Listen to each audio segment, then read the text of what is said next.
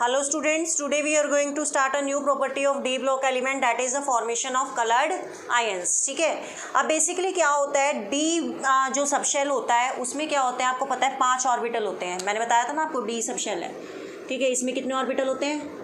5, 1 2 3 4 और 5। तो ये 5 ऑर्बिटल मैंने यहाँ पर बना रखे हैं। उनके नेम क्या हैं? D X Y, D Y Z, D Z X, D X square minus Y square and D Z square. जैसे पी के 3 ऑर्बिटल होते थे पी सब शेल में, उनके नेम क्या होते थे? P X, P Y, P Z.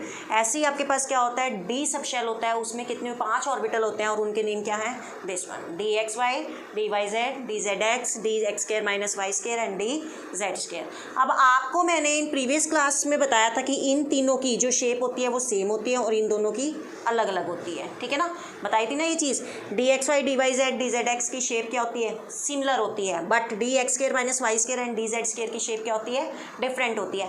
तो क्या होता है जब ये कुछ एनर्जी को एब्जॉर्ब करते हैं तो जो सेम ऑर्बिटल हैं वो स्प्लिट हो जाते हैं। मतलब ये 5 ऑर्बिटल है, ये स्प्लिट हो जाते हैं लोअर लेवल पे और हायर लेवल पे, कुछ एनर्जी को एब्जॉर्ब करके। जो सेम, जिनकी सेम एनर्जी है, ऑलमोस्ट इन सब की क्या है? सेम एनर्जी है। बट ऐसा देखा गया है कि लोअर लेवल पे ये 3 ऑर्बिटल आ जाते हैं, D X Y, D Y Z, D Z X, ठीक है। D X Y, D Y Z, D Z X. और अपर लेवल पे क्या आ जाते हैं? D X square minus Y square and D Z square. जब ये कुछ एनर्जी को एब्जॉर्ब करते हैं तो ये स्प्लिट हो जाते हैं। 3 ऑर्बिटल ग्राउंड स्टेट में आ जाते हैं और 2 ऑर्बिटल हायर स्टेट में आ जाते हैं। वैसे ही ये सारे के सारे क्या कहलाते हैं? That is a degenerate orbital. Degenerate orbital का मतलब क्या है? जिनकी almost near by same energy होती है, ठीक है। तो स्प्लिटिंग के केस में क्या होते हैं आपके पास? मैंने क्या बताया आपको? जो लोअर लेवल में ऑर्बिटल्स आते हैं, D X Y, D Y Z, D Z X, उस लेवल को बोला जाता है T2Z लेवल। नेम है ये T2Z लेवल। और जो अपर लेवल मतलब हायर लेवल होता है उसका नाम क्या होता है? दैट इज ईजी लेवल, ठीक है। अब क्या होता है बेसिकली? कलर्ड किसकी वजह से होता है? जैसे कि मैंने आपको बताया था कि अगर डी ट्रांजिशन होती है तो बेसिकली क्या होता है? वही जो एलिमेंट्स हैं किस में आते हैं? डी ब्लॉक में, जहाँ पर डी ट्रांजिशन पॉसिबल है, ठीक है।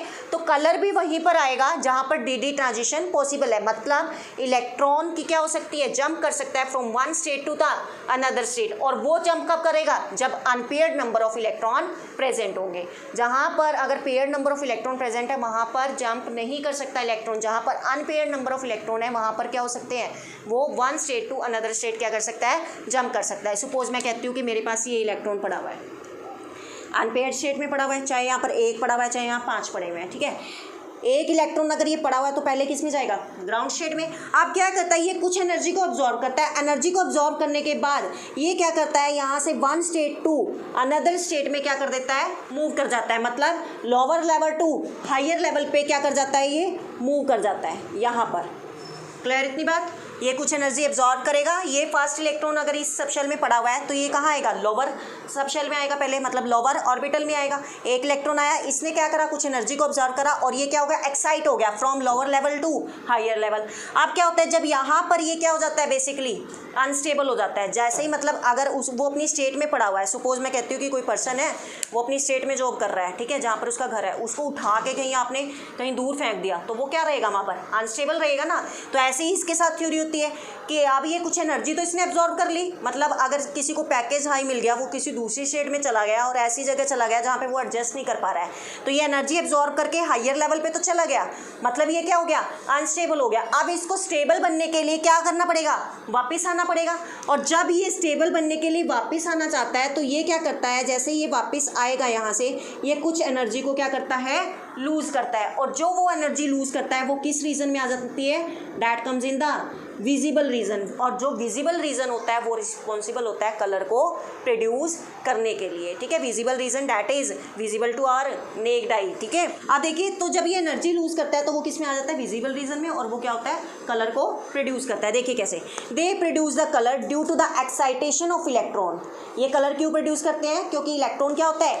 एक्साइट होता है when electron jump from lower orbital to higher orbital. मतलब जब इलेक्ट्रॉन जंप करेगा lower to higher orbital by absorbing the energy. और कब जब करेगा? जब इसको कुछ एनर्जी मिलेगी।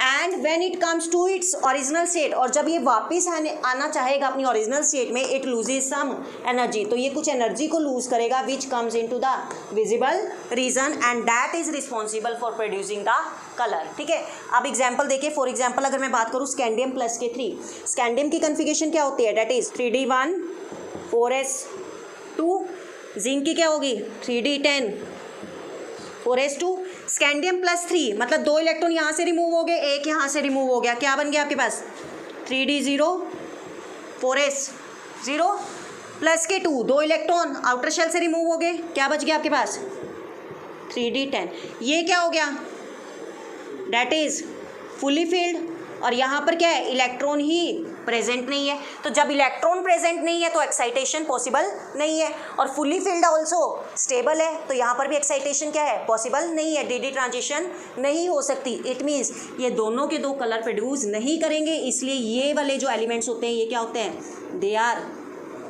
कलरलेस। आ रही बात समझ।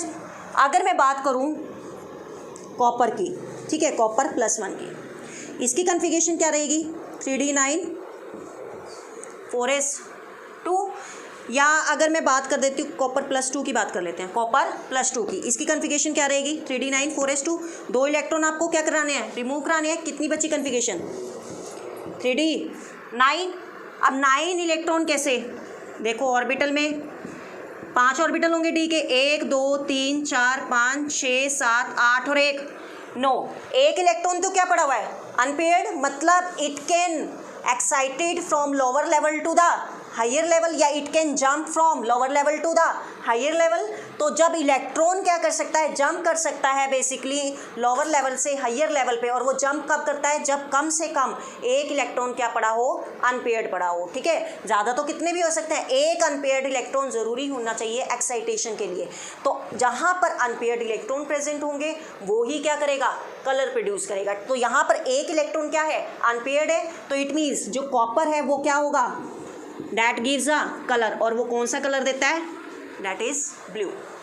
क्लियर है इतनी बात, कर लोगे। फॉर्मेशन ऑफ कलर्ड आयन किस किस की वजह से होता है, डी ट्रांजिशन, मतलब जहाँ पर इलेक्ट्रॉन क्या हो सकता है, शिफ्ट हो सकता है lower level to the higher level. ठीक है, और सेकेंड थिंग, जहाँ पर number of unpaired electron present होंगे वहीं पर डी ट्रांजिशन होगी, और अगर एक्साइटेशन हो रही है इलेक्ट्रॉन की from lower level to higher level, then it is responsible for producing the colour.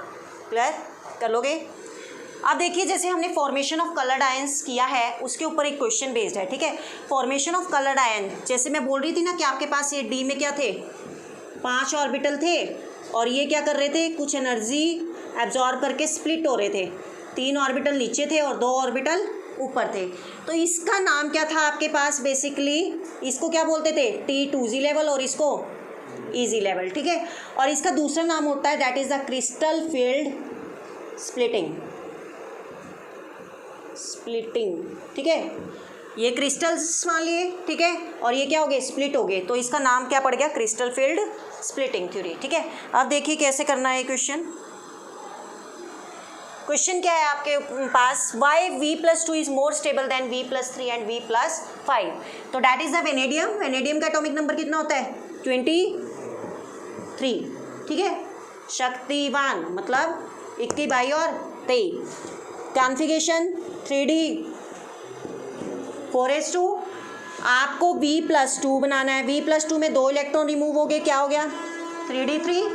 Next E plus के 3, 2 यहाँ से रिमूव हो गए, एक यहाँ से, क्या बचा 3D2। नेक्स्ट क्या बनाना है V+5, कितना हो गया 3D0 4s।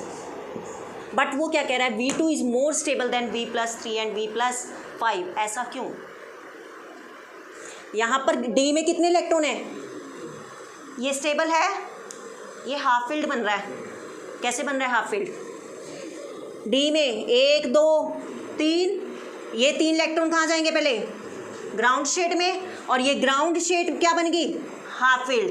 तो हाफ फील्ड क्या है यहाँ पर क्रिस्टल फील्ड स्प्लिटिंग थ्योरी में क्या है स्टेबल है। समझ आ रही है बात? हो गए 3 ऑर्बिटल हो गए ना यहाँ पर, D X Y D Y Z D Z X. तो ये 3 ऑर्बिटल में क्या है, एक एक इलेक्ट्रॉन है, तो ये क्या बन गया, हाफ फील्ड। तो ये चीज़ आपने ध्यान रखनी है, कई जगह पर क्या हो जाती है, क्रिस्टल फील्ड स्प्लिटिंग हो जाती है, और उसमें अगर ग्राउंड स्टेट में 3 इलेक्ट्रॉन है तो मतलब वो क्या बन रहा है, हाफ फील्ड। तो due to the crystal field splitting theory it is more stable, due to the half filled electronic configuration in ground state। आ रही बात समझ, क्यों V+2 ये ज़्यादा स्टेबल है comparatively to V+3 and V+5। Clear है कि V+2 क्यों ज़्यादा स्टेबल है V+3 से और V+5 से, क्यों, क्योंकि यहाँ पर क्रिस्टल फील्ड स्प्लिटिंग हो जाती है, जिसकी वजह से ग्राउंड स्टेट में क्या हो जाता है, ये हाफ फील्ड इलेक्ट्रॉनिक कन्फिगरेशन क्या हो जाती है, ज़्यादा स्टेबल हो जाती है। क्लियर है, कर लोगे, ठीक है। यहाँ पे हम अपना लेक्चर ये ख़त्म करते हैं बेटा। कोई प्रॉब्लम होती है then you can do comment and ask. Okay, thank you.